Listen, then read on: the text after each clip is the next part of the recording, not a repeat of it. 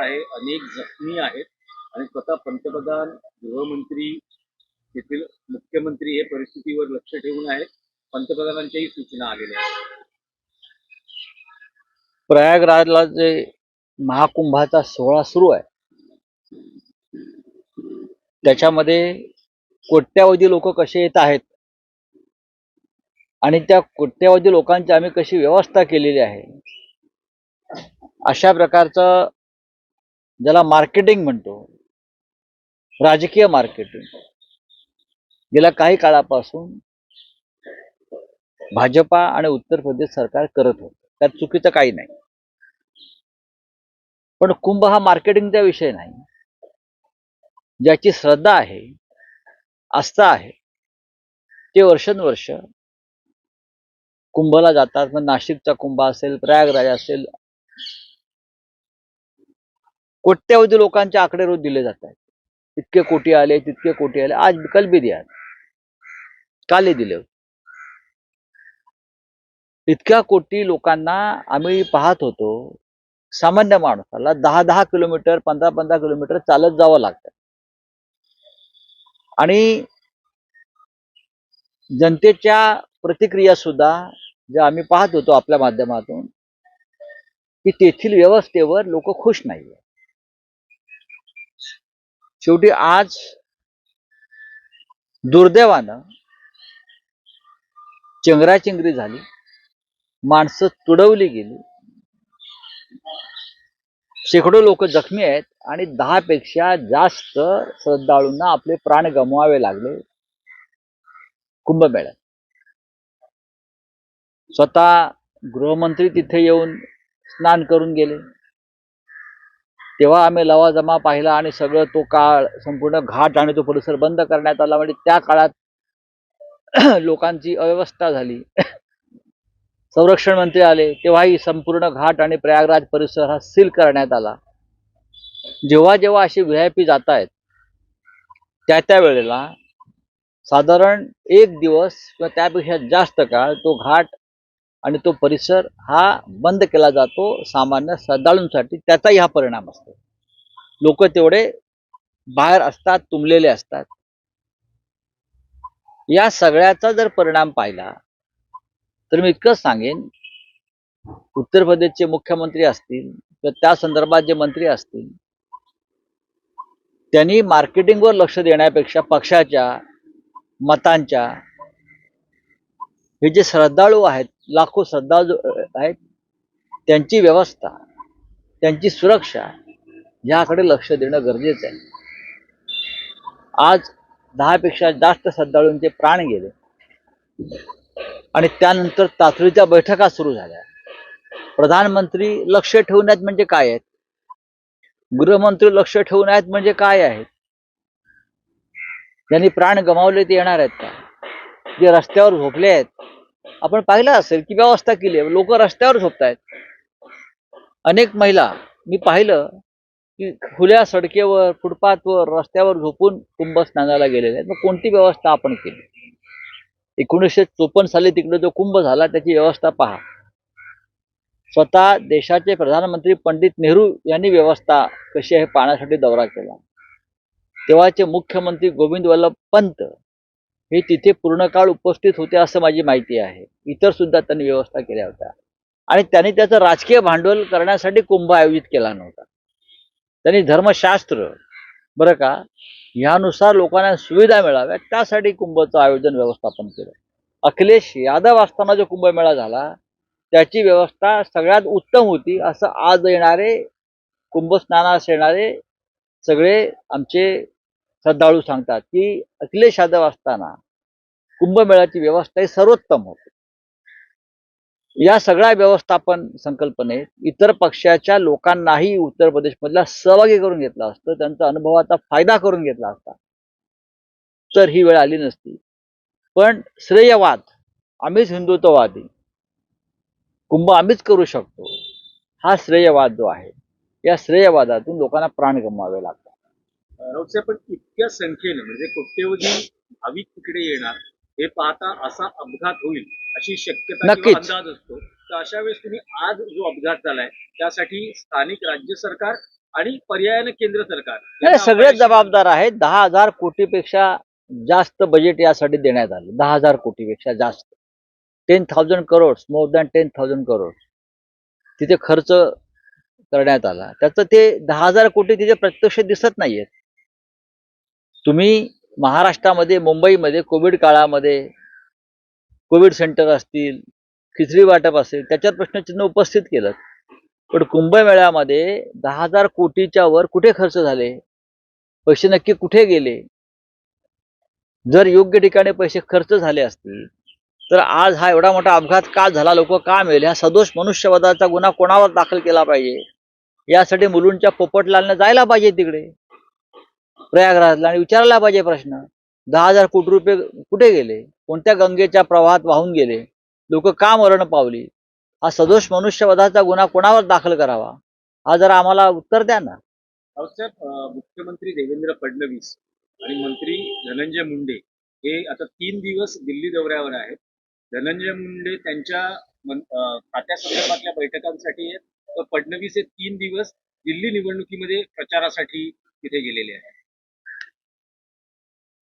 देवेंद्र फडणवीस हे महाराष्ट्र वाऱ्यावर टाकून नेहमीच फिरत असतात. आधी डावसला होते, आता दिल्ली प्रचारासाठी गेले आहेत, उद्या अन्य कुठे जातील. आपण महाराष्ट्राची काही जबाबदारी आपल्या शिरावर पडलेली आहे हे त्यांनी लक्षात घेतलं पाहिजे. पण आता असं आहे की शेवटी ते स्टार प्रचारक आहेत. महाराष्ट्रात त्यांच्या पक्षाने जागा जिंकलेल्या आहेत, त्याचे श्रेय फडणवीसांना मिळत आहे आणि महाराष्ट्राचाच फॉर्म्युला दिल्लीत वापरला तर प्रचार न करताही भाजप जिंकेल. फडणवीसांना जायची गरज नाही. महाराष्ट्रातल्या विजयाचा फॉर्म्युला आणि पॅकेज जर त्यांनी दिल्लीमध्ये वापरायचं ठरवलं असेल तर प्रचार कशाला पाहिजे. भाजपला प्रचार करण्याची गरजच नाही, बूथवर जायची गरज नाही. पण दिल्ली हे लहान राज्य आहे, केंद्रशासित आहे, त्याच्यामुळे कदाचित ते दयाबुद्धीनं वेगळा विचार करू शकतात. हिंदी में जानना रहेगा, मराठीत एक दोन प्रश्न. रावसाहेब, सत्ता स्थापन होऊन अजून 2 महिने उलटत नाही तोपर्यंत भाजपनं शिंदे शिवसेनेला घेरण्याची तयारी सुरू केली आहे. एकनाथ शिंदेच्या मतदारसंघात गणेश नाईक बैठक घेत आहेत. त्यांचं असं म्हणणं आहे की मी पालघर जिल्ह्याचा पालकमंत्री आहे, दर 1-2 महिन्यांनी मी इथे जनता दरबार लावणार आहे आणि ठाण्यामध्ये तर दर 3 महिन्यांनी लावणार आहे. नवी मुंबईमध्ये हा माझा मतदारसंघ आहे, इथेही मी जनता दरबार लावणार आहे. त्यात चुकीचं काय आहे. गणेश नाईक हे एकनाथ शिंदे यांना वरिष्ठ आहेत, सिनियर आहेत. शिवसेनेमध्ये असतानाही गणेश नाईक जेव्हा मंत्री होते शिवसेनेच्या मंत्रिमंडळात तेव्हा एकनाथ शिंदे कुठेच नव्हते. राजकीय दृष्ट्या त्याच गणेश नाईक कोणत्या पक्षात आहेत हे विषय सोडा, पण गणेश नाईक हे एकनाथ शिंदे ना नक्कीच सिनियर आहेत, वरिष्ठ आहेत. त्याच्यामुळे त्यांचा अनुभव मोठा आहे, त्यांचा आवाका मोठा आहे आणि एक मंत्री म्हणून त्यांना तो अधिकार आहे आपापल्या मतदारसंघात किंवा जिल्ह्यामध्ये लोकांचे प्रश्न सोडवण्याचा. त्याच्यामध्ये मला काही चुकीचं असं वाटत नाही. एकनाथ शिंदेने फिरावं, नवी मुंबईत जावं, तेही मंत्री आहेत, तिथे महानगरपालिका आहे, पण ते रुसून बसलं असं कळलं मला. मला असं म्हणायचं नाही, मी त्या संदर्भात काही भाष्य करणार नाही. हा त्यांच्या पक्षाचा बघा, गणेश नाईक हे त्यांच्या पक्षाचे नेते आहे, भारतीय जनता पक्षाचे नेते आहे. गणेश नाईक हे त्याच्या आधी राष्ट्रवादी पक्षात होते. गणेश नाईक त्याआधी शिवसेनेमध्ये सुद्धा होते.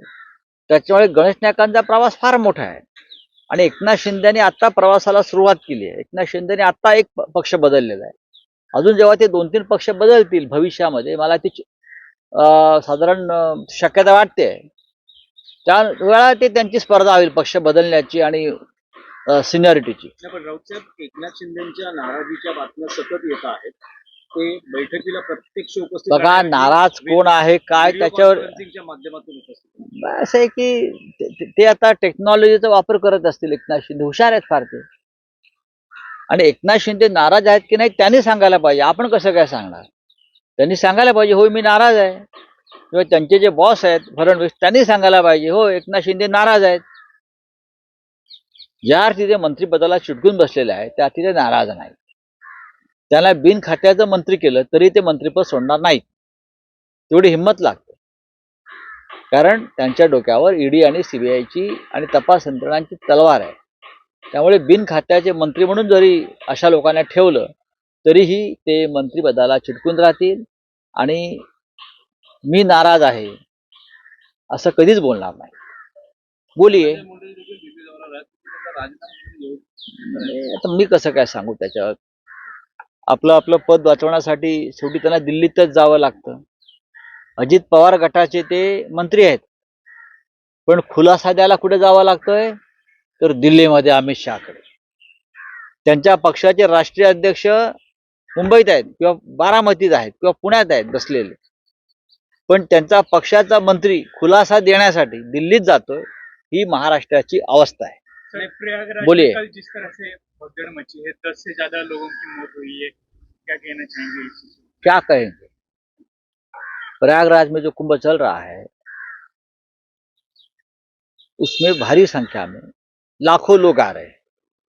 बीजेपी के लोग करोड़ों की बात करते हैं, वो मार्केटिंग है. करोड़ों लोग लाने की कोशिश है, ये उनकी प्रचार यंत्रणा है. करोड़ों लोगों को लाओ, आइए आइए आइए और हमारा काम देखिए, ये उनका एक प्रचार का तरीका है, इवेंट है. कुंभ कोई इवेंट मैनेजमेंट नहीं है, कुंभ श्रद्धा का विषय है. करोड़ों लोग अगर आप वहां लाते हैं, बुलाते हैं, तो उनकी व्यवस्था क्या है. लोग सड़क पर बैठे हैं, महिलाएं सड़क पर सोई है. मैंने उनकी रिएक्शन देखी है कि क्या है कुंभ में. लोग अभी भी अखिलेश यादव जी के कार्यकाल में जो कुंभ हुआ था उसकी याद निकालते. वो व्यवस्था सर्वोत्तम व्यवस्था थी अखिलेश यादव जी की. आज भी मैं बात करता हूँ लोगों से तो बोलते नहीं नहीं, हम उस बार भी आए थे जब अखिलेश यादव जी मुख्यमंत्री थे, उस वक्त सर्वोत्तम व्यवस्था रही. लेकिन आज आप लाखों करोड़ों लोग आते हैं, दर दिन आंकड़े देते. आज 3 करोड़ आ गए, आज 4 करोड़ आ गए, आज 15 करोड़ आ गए. व्यवस्था क्या है. वीआईपी आते हैं. हमारे रक्षा मंत्री आकर गए, एक दिन तक पूरा घाट बंद रहा. वहां गृह मंत्री आ गए, पूरा प्रयागराज बंद रहा. केंद्रीय मंत्री आते हैं तो पूरा एरिया बंद होता है. तो उससे भी प्रेशर आता है ना व्यवस्था के ऊपर, और भीड़ बढ़ जाती है. तो ये भगदौड़ हुई है. 10 लोगों से ज्यादा लोगों की मौत है. मैं मानता हूं ये प्रशासन ने की हुई हत्या है, जिसे हम निर्दोष मनुष्यवध, सदोष मनुष्यवध कहते हैं. तो आप किसको जवाबदेही आप मानेंगे. महाराष्ट्र में, मुंबई में कोविड काल में, चाहे कोविड सेंटर हो, चाहे खिचड़ी का डिस्ट्रीब्यूशन हो, उसमें आप जवाब मांगते हो क्या किया आपने.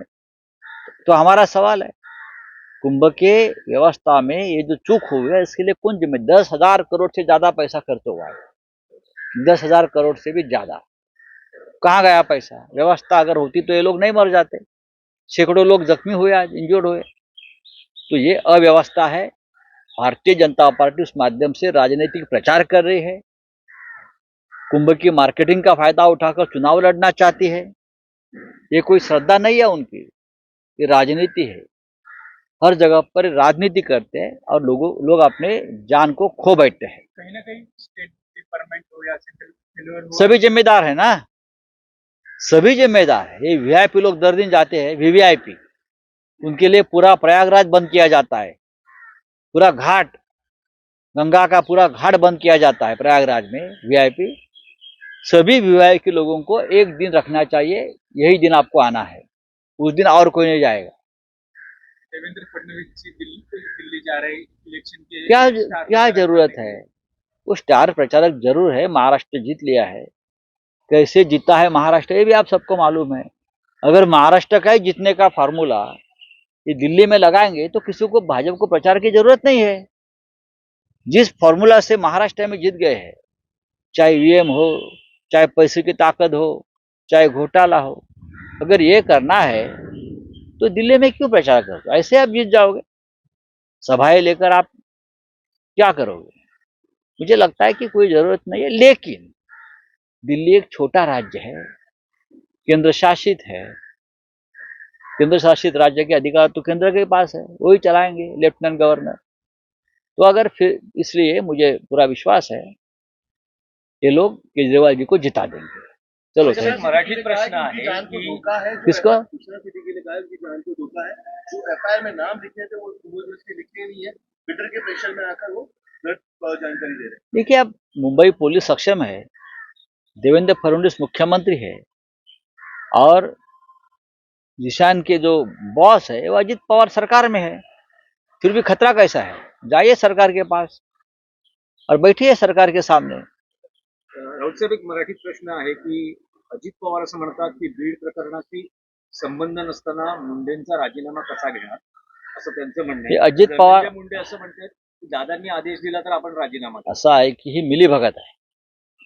कोणाचा काय संबंध आहे हे अजित पवार नाही सांगणार, हे न्यायालय आणि पोलीस सांगतील. याचा अर्थ तुम्ही पोलिसांवर दबाव आणताय. तुम्ही एखाद्याला क्लीन चिट देताय ज्याच्या विरुद्ध रोष आहे.